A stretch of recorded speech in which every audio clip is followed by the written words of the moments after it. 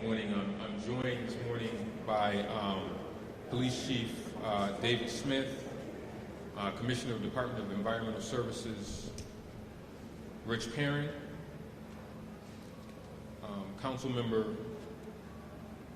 Mitch Gruber, and the Interim Executive Director of Reconnect Rochester, Mary Sterpoli.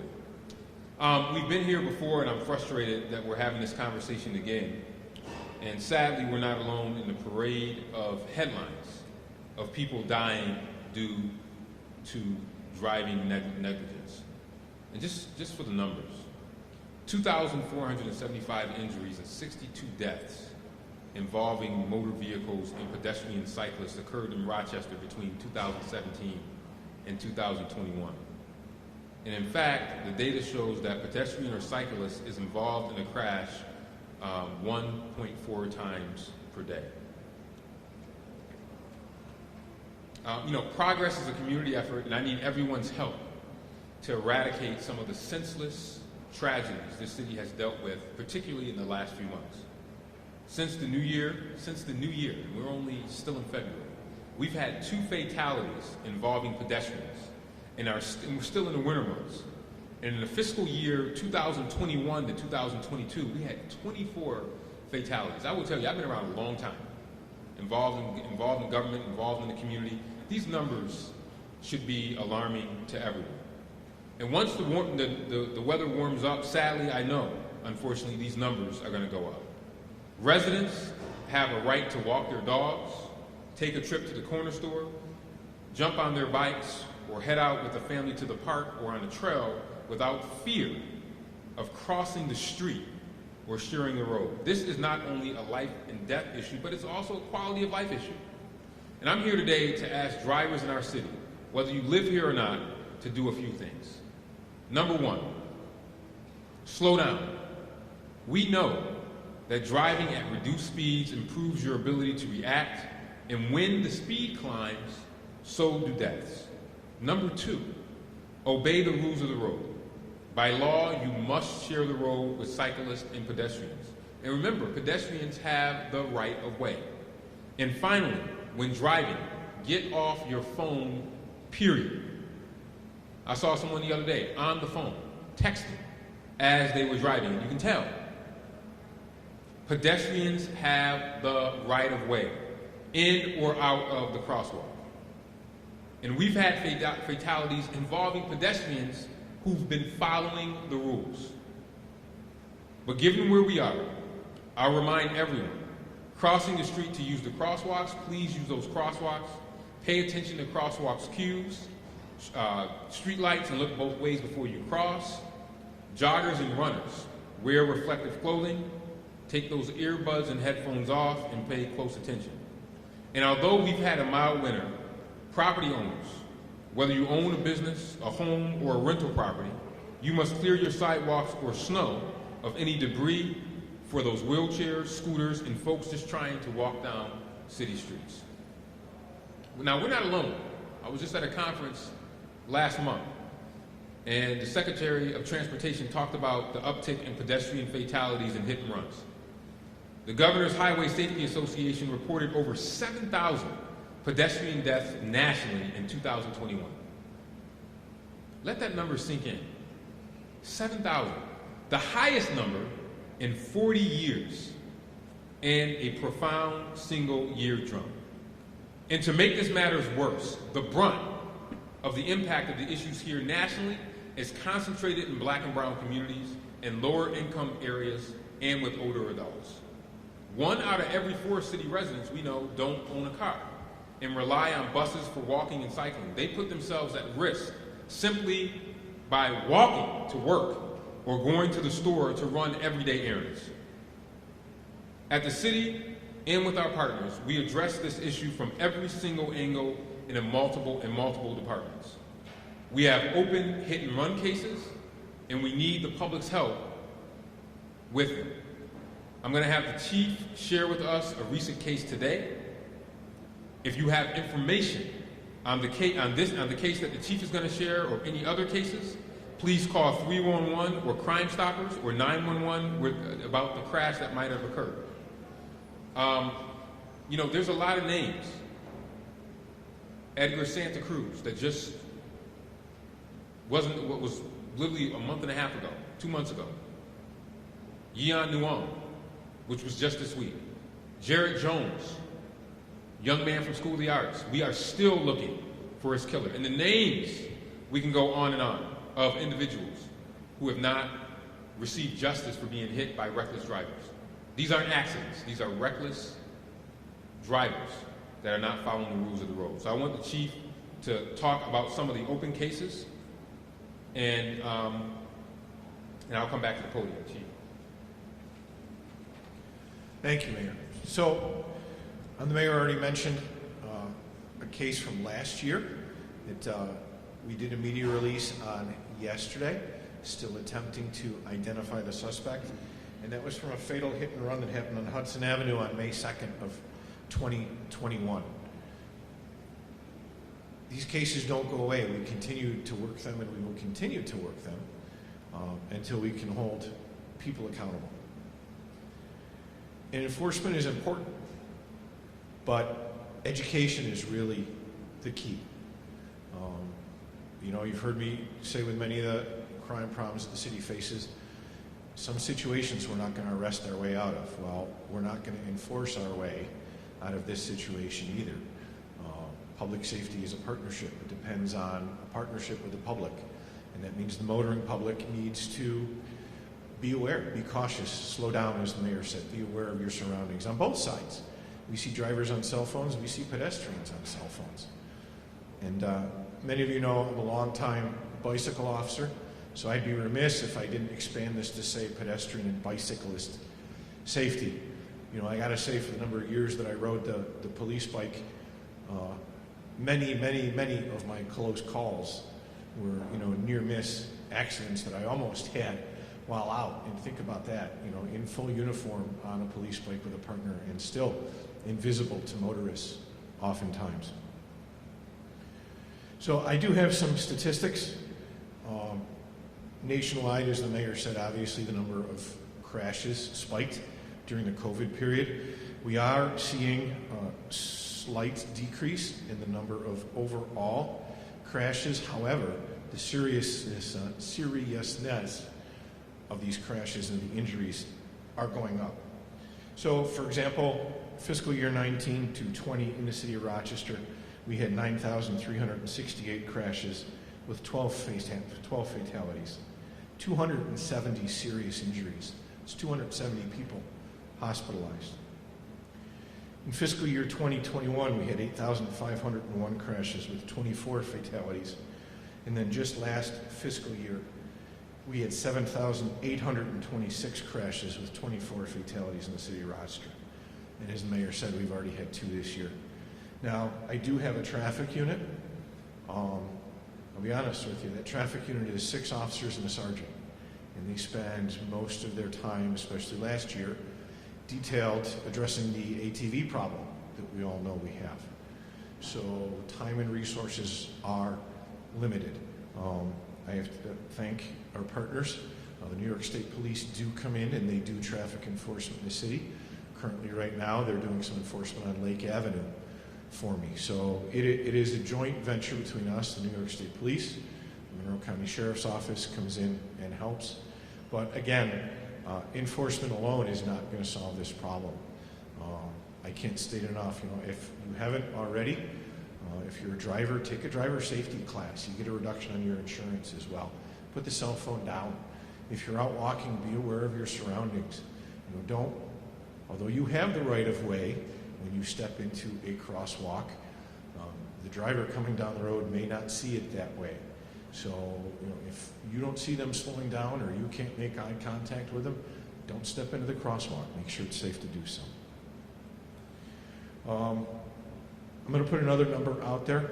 So for our case that we talked about from last year, or either of the cases from this year, besides 311 or 911, you can call directly if you have information, 428-7517, or there's an email address, which is majorcrimes@cityofrochester.gov. Thank you.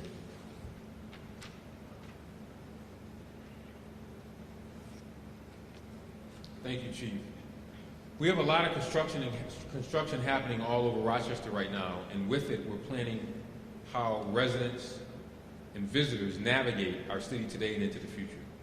We're also addressing this in our oldest neighborhoods. Every time we get a chance to upgrade intersections, crosswalks, or pedestrian signage, we do. We're adding bike lanes and speed bumps and working on traffic calming measures across the city. Gone are the days when cities were designed only for cars. People increasingly live car-optional lives. We're expanding ways to get from point A to point B, and with those efforts, we will need to become more aware and vigilant drivers. Next, Commissioner Perrin will update you on the city's active transportation plan and DES efforts. So, Commissioner Perrin, if you can give us an update on our active transportation plan. Thank you, Mayor. Good morning. I think it's important to note that what we heard from both the mayor and the chief is that this really is an issue about our most vulnerable users, those pedestrians and cyclists. I think it's always important to remember that every trip for every person begins and ends as a pedestrian trip. Whether you're walking to the bus, you're parking your bike and walking into a store, or if you're going to work and you take the bus, you're gonna have to walk there. So it's really important that this is something that affects all of us. The mayor put out, the concept of this is happening primarily in our communities of color. It's happening low income. It's happening to seniors, individuals that are 50 plus, and that's really important to note because this is not just a safety but also an equity issue. This is about transportation justice, and this is really the opportune time for us to start taking a more systemic approach to how we address these issues. So we have a comprehensive plan, Rochester 2034, that was completed in 2019. It states, as part of the overall policy and goals for the city, that we will become more walkable, bikeable, and a more multimodal transportation system and set of users within the city. With that, we also did a comprehensive access and mobility plan that was completed the year before and had a walkable city component, an actual walkable city report. But as the mayor alluded to, we're at a point now where we have an active transportation plan. An existing conditions report is available online. The recommendations are being finalized. Those will be going out for public review shortly, next few to several weeks, and we expect to wrap all of that up this summer. And what that plan does is it really allows us to target specifically the improvements that we want to make. As the mayor noted, every time we do a street project, it's not a car project. It's for all users. And our approach is to take a safe systems approach. And what a safe systems approach does is it recognizes that humans are fallible. They will make mistakes. We have to accommodate those mistakes. But with that said, we also have to keep the impacts to the body at tolerable levels so that we can reduce the severity of crashes to pedestrians and bicyclists. And what it really entails is 5 components. We need safe users, safe vehicles, safe streets, and safe speeds. Speed is usually the primary determinant of how severe an injury or will result in a fatality. So it's really critical as we do that. And then the 5th one is post-crash care, making sure that as these things occur, we're there to be able to address the issues. The chief mentioned education, enforcement. Those are 2 of our 4 E's. We have a toolbox of 4 E's. The other ones being engineering and encouragement. So we start, but we can't just like we can't enforce our way out of it. We can't design our way out of it. These are people that are going to be using the system. They're going to be driving vehicles. They're going to be walking and biking. And as the chief noted, everybody needs to take special care to make sure that you're seen and that you're not only being seen, but you see what's going on around you. And the biggest thing that we're going to have to do, and I think we do a great job of this already, is partnerships. So we have partnerships that we're going to work inside City Hall. It's not just going to be environmental services. It'll be neighborhood and business development, recreation and human services that we partner with. But we're also going to partner with the community. And so that includes Reconnect Rochester, Common Ground Health, the school district, and RTS.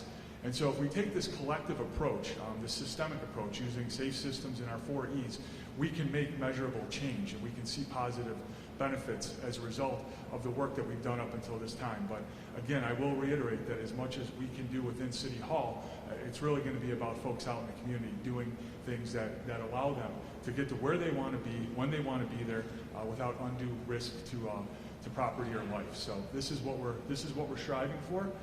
We're ultimately saying, this is a critical issue. Again, it's transportation justice, and it's part of having a safe, prosperous, and equitable city. So with that, I'll turn it back over to the mayor. Thank you. Thank you. And again, I'll just say, and I'm going to keep reiterating this, please, media, talked to the families that have lost loved ones as a result of someone being hit by a car, and particularly when it's a hit and run, it makes it even worse because there's no justice for that family. So there are a lot of folks out there that are willing, that I know will be willing to share their story and the impact that it's had on their family. I've applied to be in the next cohort for the Mayor's Institute on Pedestrian Safety. It's a partnership with AARP's Livable Communities and the Smart Growth America. And if accepted, I'll learn from experts in the field and my peers across the U.S. about the best strategies to keep our streets safer and our citizens out of harm's way. But as I've said before, it's not me. It's not me. The mayor can't do this alone. It's we. And we rely on our partnerships. City, county, regional organizations, and citizens partner with us and provide input to ensure that our plans and work we do addresses the issue holistically. We regularly meet with Reconnect Rochester, an organization that's mission is all about equity in transportation. And now I'd like to have Mary Starpoli, the interim executive director, to share some comments. Mary? Thank you so much. Thanks for inviting us to be part of this effort today to call attention and commit some action on pedestrian safety, an issue we try to impact, and it is part of our core mission at Reconnect Rochester. And you'll hear me echo just a lot of what's already been said, but I'll structure my comments to talk first about the problem and then the solutions that we think about every day at Reconnect Rochester. And the problem is that it's becoming more dangerous to walk. Pedestrian deaths, as the mayor cited some statistics, are skyrocketing in every community across the U.S. and have increased 45% over the last decade. In Monroe County, we lose 10 people now who lose their lives walking every year, and across the board, the numbers are just going in entirely the wrong direction. And it's not just about deaths, it's also, although those hit us hardest when we lose precious lives like Edgar Cruz and so many others, but it's also about the thousands of people whose lives are disrupted by injuries. For every death in Monroe County, there are about 280 people who are injured in a pedestrian crash. So these crashes leave a lasting mental and physical harm that some don't fully recover from. And the harm, as has been mentioned, is not evenly felt. So while the high poverty census tracts within the city hold about 10% of Monroe County's population, 36% of pedestrian crashes occur in those areas. We've lost 3 people already this year in Monroe County who were hit and killed, 2 of them in the city on Clifford Avenue and Norton Street, both within those high poverty census tracts. And there is just no doubt that people are driving faster and more recklessly on our city streets, and it's eroding safety and quality of life for everyone. For one of our projects, we put out a speed radar on Parcells Avenue.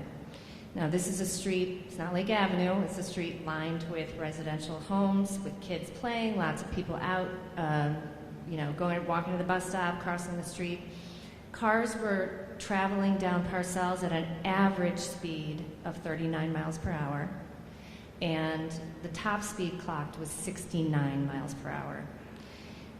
So with those conditions, it's really just a matter of time before tragedy occurs. And it did in 2016 when a 2-year-old was hit and killed chasing after a ball on Parcells Avenue. So what are the solutions to change this trajectory and reduce the harm? We believe the first and most important thing is to design our streets with the most vulnerable road users in mind and to make investments in pedestrian infrastructure that will protect people. So I'm talking about things like more crosswalks so people don't decide to cross mid-block, more signs and signals around schools, especially road diets and narrower lanes that discourage speeding, curb bump outs so cars can't speed around corners. And this is where the active transportation plan comes in. That will instruct the city's investments in complete streets design and infrastructure, especially we hope in the neighborhoods that have higher crash rates, more transit-dependent folks who will be walking to the bus stops in neighborhoods that might have seen less investment in these types of amenities in the past. Reconnect Rochester's Complete Streets Makeover projects have been demonstrating the effect of Complete Streets design one intersection at a time. We need to thank the City of Rochester for being an incredible partner on these projects. They supported us in transforming the intersection of Parcells and Greeley into a safer and more welcoming space. So our temporary installation, which included defined crosswalks, street mural, curb extensions, temporary speed cushions, resulted in a 54% decrease in the average speed. The city followed up by installing 2 permanent raised crosswalks at 2 locations on that stretch, interrupting that speedway. And as a result, it's no longer possible. It's literally not possible to travel 69 miles per hour down Parcells Avenue. You just can't do it. So we are showing that this kind of focused traffic calming intervention can be incredibly effective. So besides street design, we need to educate people, as has also been mentioned, and we believe that education is best targeted to drivers and getting them to act more responsibly when they get behind the wheel of a 4,000-pound machine that can be lethal. Reconnect has been proud to be part of the Drive to Be Better coalition along with the city and many other partners. It was organized by Healthy Kids at Common Ground Health. This is a public awareness campaign and messaging developed by Causewave community partners, highlights the 3 S's of safe driving: to slow down, to scan for people walking, and to give cyclists 3 feet of space. So we just encourage people to go to that website, drivetobebetter.org, where you can get educated, you can take a pledge, you can get a lawn sign. That helps us get the word out there. And at Reconnect Rochester, we believe there's also a place for enforcement-based solutions, although when we've surveyed folks, solutions like speed cameras and more uniformed traffic officers and charges and penalties have been ranked pretty low on the list. We and transportation advocates across the country are really rethinking this piece in the context of racial justice. And we look forward to having those conversations with the city and RPD to come up with enforcement-based solutions that are fair and equitable and don't result in unintended harm and consequences for people of color. So I just want to end by saying how fortunate we are to have a mayor who is passionate about this and will not just talk about it. He'll get behind the actions that we can take to address what's going on. We're also very lucky to have Commissioner Perrin, with his deep background in transportation, who knows what the solutions and answers are and how to get them done. We all care about this. We can do this. Let's take action to change this trajectory, and Reconnect Rochester will always be here as a willing partner. Thank you. Thank you, Mary. And I mean, you can't do this without partnerships. And I know people are probably saying, Mayor, how many times are you going to keep talking about this? You know, once a quarter, you're going to see me talk about this. You know, it was on a hot day in the summer, we were on Lake Avenue, you know, at the spot where we had someone hit, where we had a fatality hit, where we had Jared Jones riding his bike, hit and killed with his family. We were there. You know how hard that was to look at his mom and dad that day, knowing that this kid, and he was a kid. I mean, I think he might have been 19. I mean, he just graduated from School of the Arts. And I mean, this kid was hit. And we're still looking for, I think it was the black Dodge truck. We're still looking for that black Dodge truck that took the life of this person. And Mitch Gruber's here. Me and Mitch, we talk about a lot of things, but this is a topic that we really have a strong partnership on, because he lost a person that was close to him and his organization, where he works at his day job, that was killed as a result of this. So he also feels this and knows that it doesn't have to be this way. It does not have to be this way for us to continue to lose so many people because of crashes. And with that, I want to have Councilmember Gruber give a few remarks, and then we'll take any questions that you might have. Mitch? Thank you, Mayor. This is not a story about one person. You heard the numbers. There's far too many people who are both injured and killed at the expense of bad, reckless driving all the time. But I do want to highlight one particular story. Edgar Santa Cruz, who this community is still grieving. Edgar was a social worker, one of the best social workers in our city. And just to draw out the line here a little bit, when someone like Edgar's life gets taken, who, by the way, was crossing on Park Avenue, was crossing a street, the light was red, he was following traffic laws, him and his dog were crossing the street, and someone came speeding through the red light, going well over the safe speeds, breaking every traffic law possible, and killed Edgar and his dog. When we lose someone like Edgar, think about the impact that Edgar had on this community. You're talking about hundreds of people. Edgar did social work on some of the hardest streets in our city. Edgar was on Lyle Avenue almost every day doing street outreach, helping people, connecting them to services. So when someone drives through a red light and takes the life of someone like Edgar, it's not just Edgar and his family, although let it be known that Edgar and his family and everyone, Mr. Jones and his family, every family is going to grieve. It's much more than those individuals. It's the whole community. And I do just want to pause and say that on April 22nd, the community will be holding a day of service in honor of Edgar. It's Earth Day. It's a day that was very special to him, and I know that the city communications will help put out some information about that as it gets created here. So that's the story of Edgar and how his life being taken impacted so many. I want to just share, I want to echo what everyone said, but I also want to bring a little bit of a close to this. You've heard from a whole bunch of people up here. I want to thank the mayor. I want to thank Commissioner Parent, who talked about street design. I want to thank Chief Smith, who talked about enforcement. I want to thank Mary and the folks from Reconnect, who talked about education and programming. But there is another piece of this, which is that we have to think about policy and legislation. And I assure you that there's a lot of things that we are talking about on council, and without question, we have to think about policy and legislation to come forward for the city to change some of the realities that people have when driving right now. And you can be rest assured that that's something that we will do by year end, and there'll be a lot of community conversations to come. So with that, I want to pass it back to Mayor Evans and thank everyone again for being here. Thank you, Mitch. And I'll end by echoing Mitch's comments about the impact, the ripple effect. When I was a kid, we used to always take the pebble and you drop it in the pond and you see that ripple. These crashes have a ripple effect in our community. I remember my first week on the job, and I'll open it up to questions after this. There were two things that have stuck in my head. The first one was Julius Greer, the 14-year-old kid being murdered. And then the second one was, a couple of days later, a gentleman by the name of Benji Martinez. You may not remember that. Benji was coming from work. And Chief, you may remember that was on South Avenue, where we had someone going, I think, almost 100 miles per hour over the speed limit and ran into the back of Benji's car. And I remember Benji Martinez because he lived above the barbershop where I got my haircut. And I remember everyone in the neighborhood talking about this guy. Again, someone not obeying the traffic laws.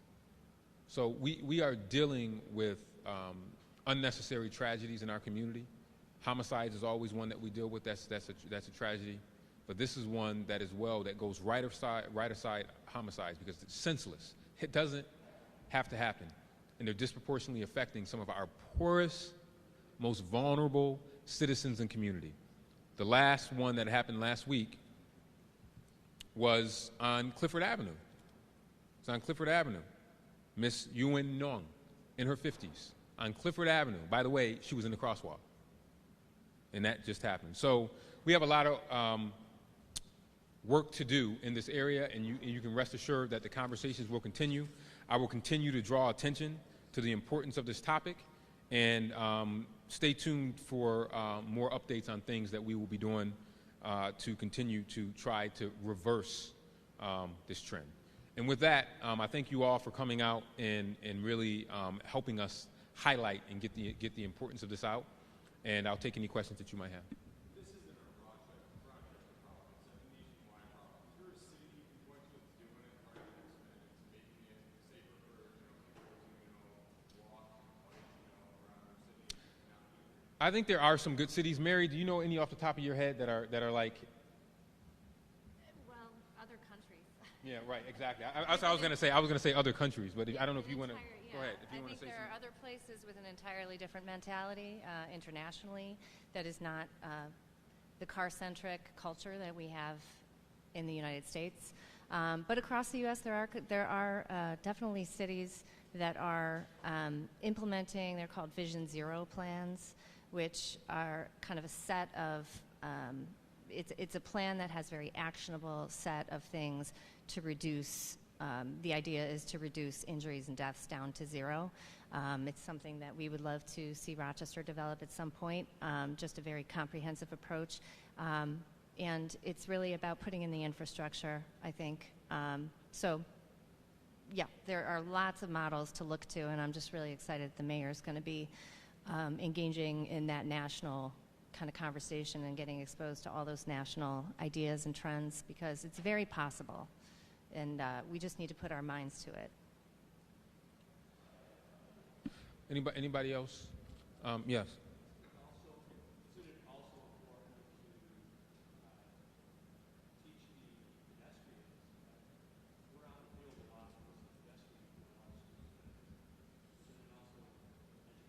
Yes, absolutely. And that education goes two ways. And if you notice what I said earlier, if you're a pedestrian, put the phone down for a little bit when you're in the crosswalk. I mean, I know, as busy as I am, I go 24 hours a day. I'm known for almost running into walls at City Hall if I'm looking, responding to something. Imagine if you're doing that on the street. So it's important for pedestrians also to be aware of their surroundings, for bikers to try to stay in the bike lines, particularly because people are driving so recklessly. So that education is a two-way street. It's for drivers, but it's also for pedestrians, it's for cyclists. And Reconnect does that. They do that education, and we try to continue to do that same education. It's important for all of us to be educated on how we can be safer. Anyone else, Jeff?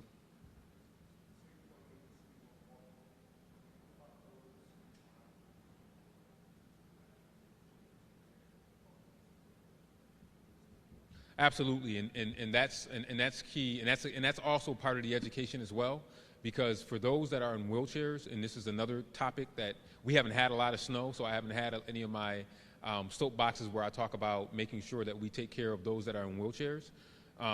First off, we have to make sure that everything that we do is accessible, particularly to those that are in wheelchairs. We have a large population of folks that use motorized devices and wheelchairs in our community, so we need to make sure that we do that. But also from a snow clearing, debris clearing aspect of this, we need to make sure that we work extra hard to make sure that that's done, because one of the biggest complaints that we get from folks when we have a lot of snow, we haven't had much this year, is that it is almost impossible in some places of the city for folks to get around in their wheelchairs because people don't clear those sidewalks. And it's why you see our initiative that we did with the bus stations, with the bus shelters moving the snow. And that's why we work to encourage businesses to make sure that they do that. But as we look at this total design, we try to do it with everyone in mind.